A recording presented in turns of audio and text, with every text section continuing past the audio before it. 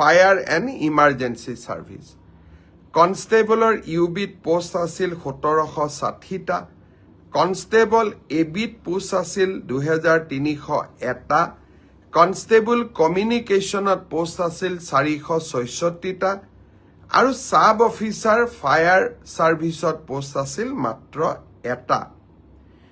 এই গোটেই পৰীক্ষাটোৰ ইতিমধ্যে PST আৰু PET কমপ্লিট হ'ল।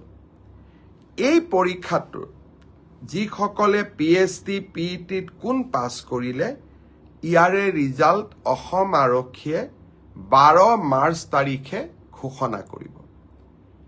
অৰ্থাৎ কনষ্টেবল UB AB পৰীক্ষাৰ প্ৰথম ৰিজাল্ট 12 মাৰ্চ তাৰিখে প্ৰকাশিত হ'ব।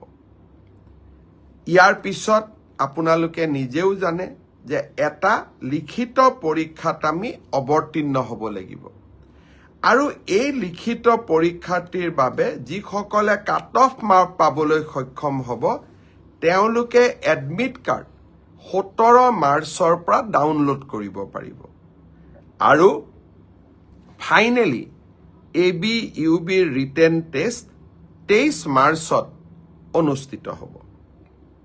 ইয়াৰ পিছত অসম আৰক্ষীত ড্ৰাইভাৰৰ 667টা পোষ্টৰ বাবে